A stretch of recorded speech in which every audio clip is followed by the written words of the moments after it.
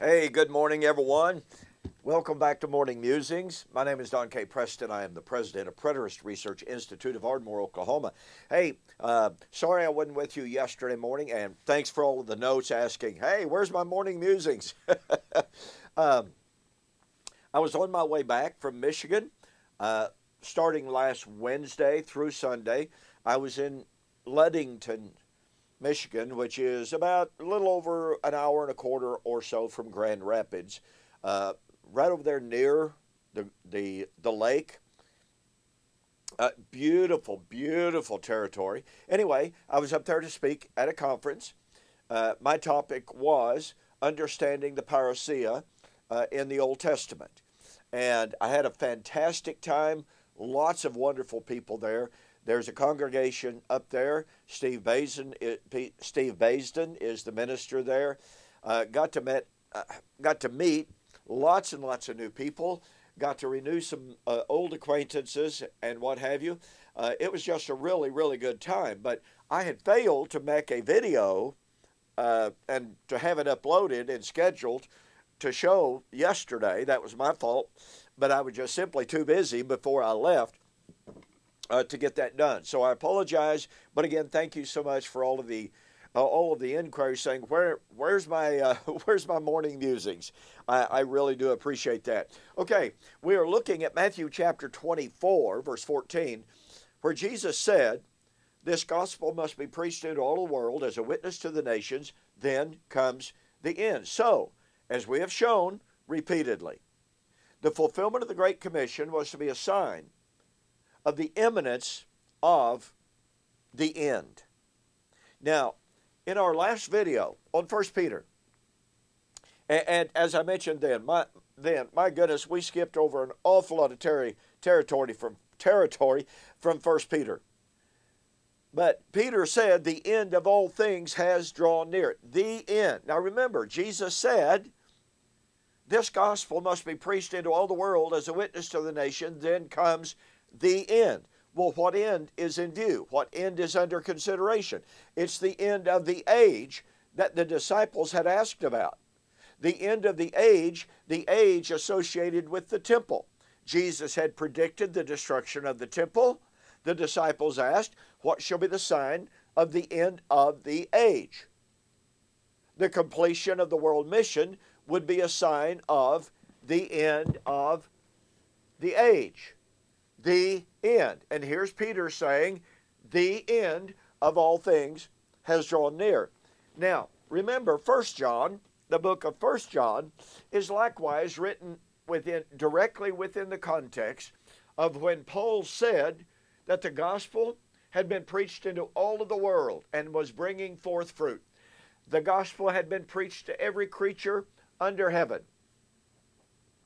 So, that's the context. And oh, by the way, I'm skipping over some passages, obviously. But for brevity's sake, we're going right to 1 John. Well, in 1 John, among many passages that we could look at, John said, the night is far spent, or rather, he said, the night is already, or the darkness is already passing away. Oh, by the way, just a little exegetical point. The word darkness, when used in eschatology, is a reference to death. To be delivered from darkness is to be resurrected. Darkness is already passing away, John said.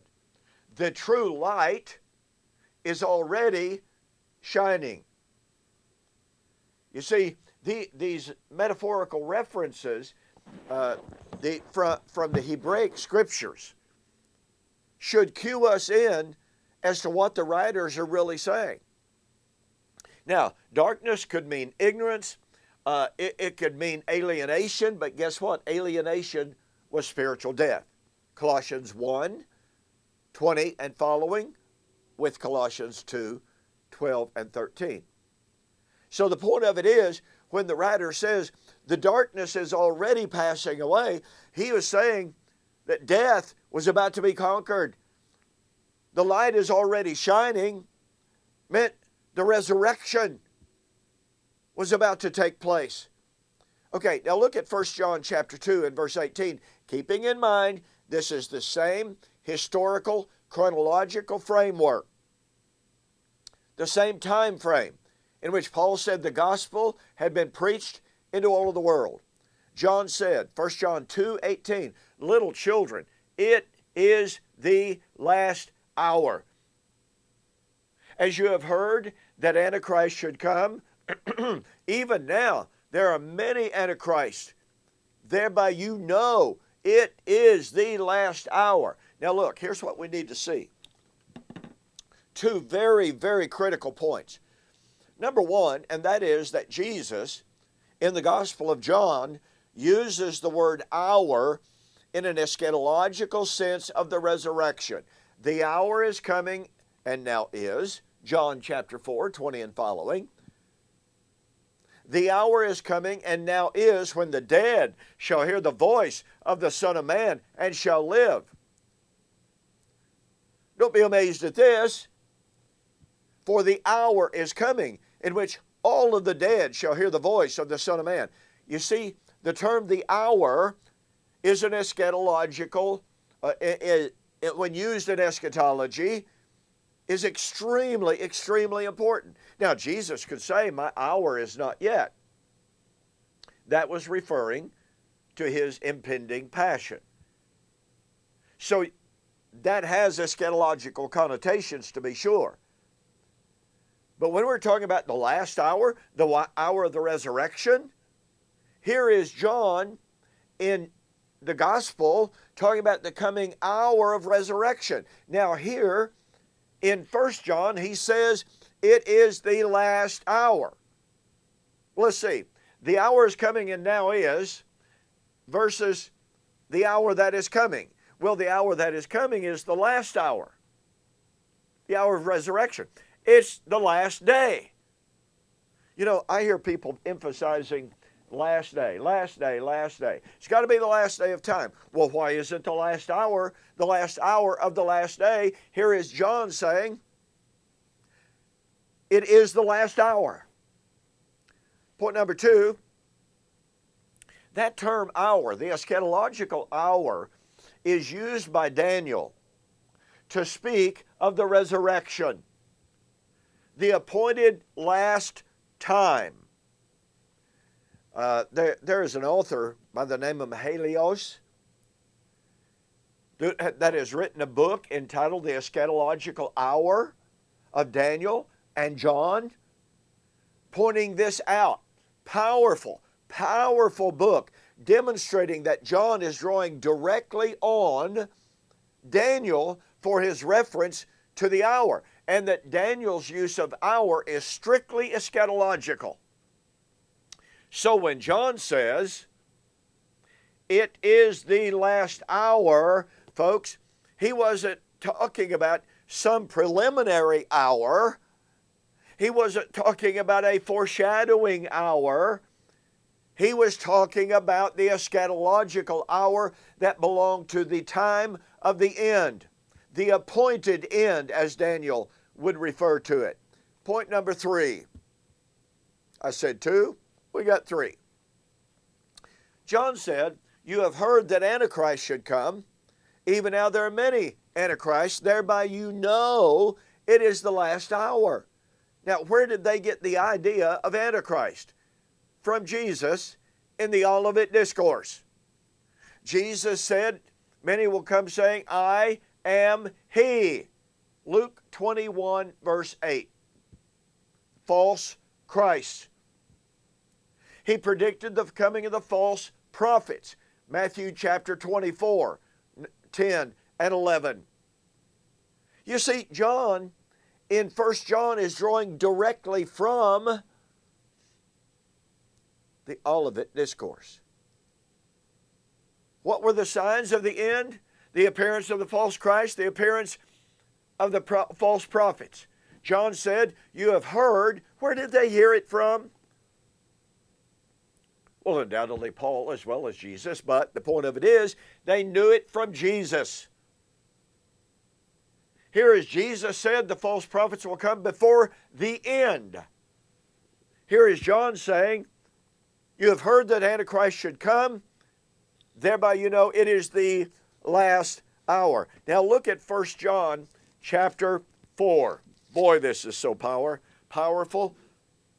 Pardon me, I'm reading from the good old King James, of course. Beloved, do not believe every spirit, but try the spirits, whether they be of God, because many false prophets have gone out into the world. Where did John know about false prophets coming? Matthew 24, 10 and 11. The false prophets that would come before the end of the age, before the fall of Jerusalem. Hereby you know the Spirit of God. Every spirit that does not confess that Jesus Christ is come in the flesh every spirit that does confess that Jesus Christ is come in the flesh is of God, and every spirit that confesses not that Jesus Christ is not of God. And this is that spirit of Antichrist, whereof ye have heard that it should come.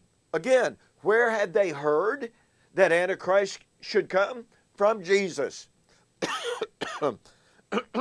And even now, it is in the world. Folks, it could not get any clearer.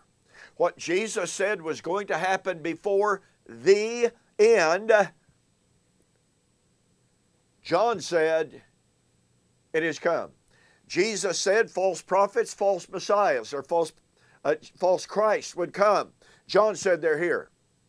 Jesus said the gospel would be preached into all of the world, then comes the end. John said it is the last hour. Hey, look, how much more evidence do we need? Really, honestly, and truly? When we look at the context of John and what he says, and we compare it with what Jesus said in the Olivet Discourse, there can be no doubt whatsoever. The end was near 2,000 years ago. Hey, we've got more. Don't forget, we're continuing our two-book special from August, or from July into August. Into all the world then comes the end. And yes, I discussed 1 John chapter 2 in this book, as well as the elements shall melt with fervent heat. Normally, they would cost you $41, but for the month of August, total delivered price, $30. Okay, thank you so much. We'll have another look at this motif of the completion of the gospel, the preaching into all the world, the imminent end on the flip side. So I'll see you there.